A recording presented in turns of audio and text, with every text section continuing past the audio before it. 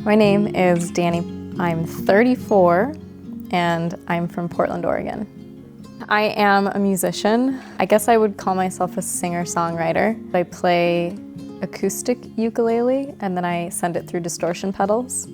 So trying really hard to make the ukulele like as hard and as rock sounding as I possibly can. The journey to finding out that I had thyroid cancer is very long and was a huge struggle and lesson in advocating for myself, just in a healthcare situation in general.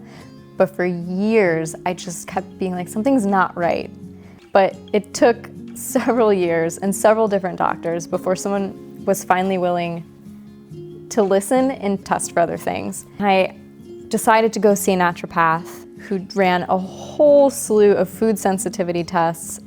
And then in an effort to try to get some core muscles, stay with me, got this thing called a headstand mount.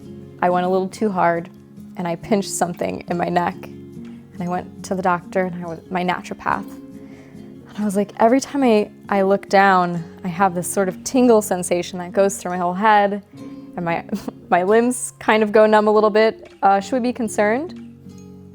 And she was like, yeah, that's not normal. We should get an MRI. And I went, I think 2 days later, and I got an MRI thinking they just wanted to make sure nothing was pinched. And they were like, yeah, there's a little inflammation. You should stop doing headstands.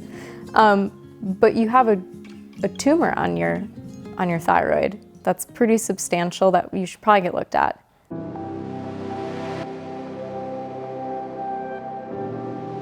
Throughout the whole process, there was no part of me that was like, oh, this is gonna be something to worry about. And so they did the biopsy, and I was nervous having a needle put so close to my vocal cords because I'm a singer. And they were like, it's, there's nothing to worry about. We do this all the time. By the end of the day, you won't feel any pain.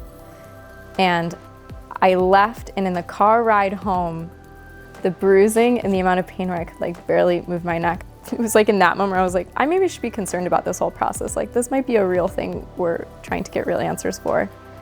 And they sent the results back to my doctor, and probably like a week and a half later, and we had a Zoom call, because this is, peak pandemic and you can't go to the doctor and meet face to face.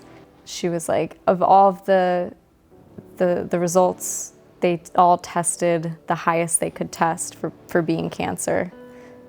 She goes, and I know that you're a singer and you have concern about your throat and your vocal cords, so I just want you to sort of prepare yourself for what it may mean for treatment. There's a high probability that we'll have to do surgery, and there's risk involved in that, and there's always risk with any surgery, but it is very close to your vocal cords and there could be some permanent damage. And I was just like the tunnel vision that they talk about when you get really hard, bad news. And the cancer was already hard. Like, no one wants to hear there's cancer in your body. But the thought that the thing that makes me the most happy in this lifetime, the thing that really defines who I am in this world, could be taken away, or that it could be done, was something is even now can't comprehend or think about or process. This was in May, June of 2021.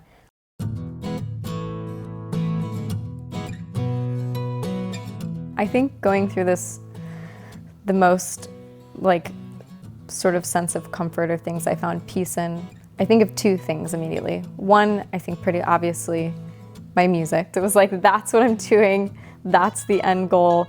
Everything else, it was like, oh, I have a doctor's appointment today. It fully became a distraction method that had a beautiful thing happen at the end of it, but that was wild and it was comforting. Thyroid cancer if you've had it or you have heard it or you've even been close to it, I'm sure you've heard it's the best kind of cancer to get. It's the good cancer.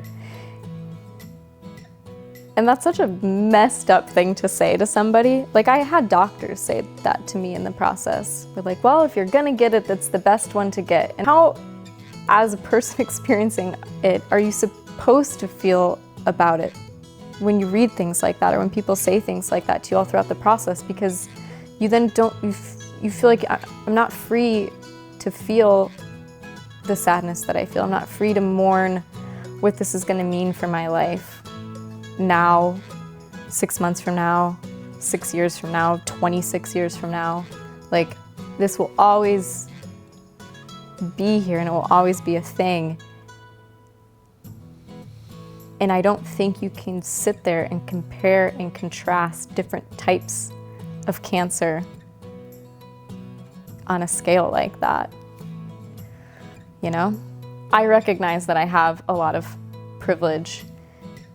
And there are many people who don't have that, who are going through this. And I wouldn't have been able to navigate insurance and the right treatment options and being able to research different options for myself had I not have had the people in my life who were helping and assisting and advocating.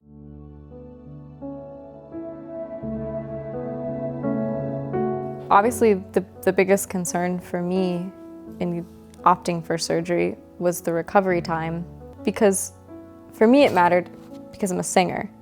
So yeah, 4 days post-surgery, I could speak, I could communicate, I could swallow food. It hurt a little bit, but like, the average person isn't having to worry about whether they can sing for 55 straight minutes. So when I was initially asking the surgeon and the throat doctor, like, what will be the recovery time? They both were like, oh, you'll be fine within a month.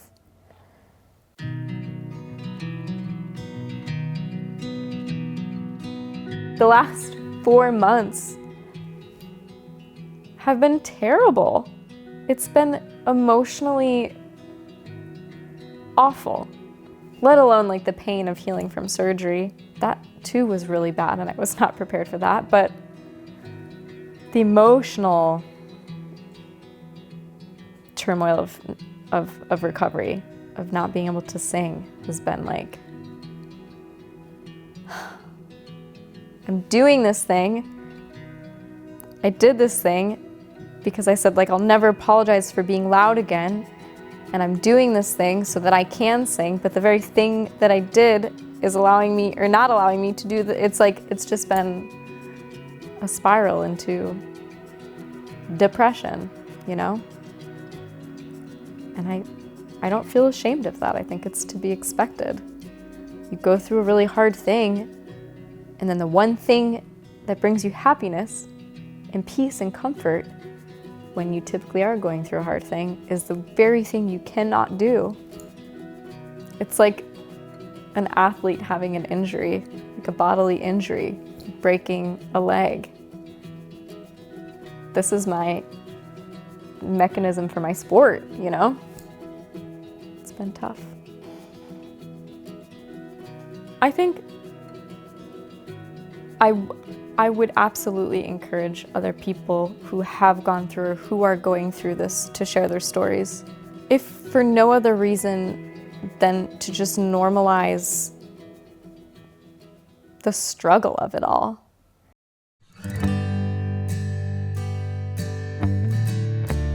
My mindset and just general approach to life has for sure shifted. How could it not?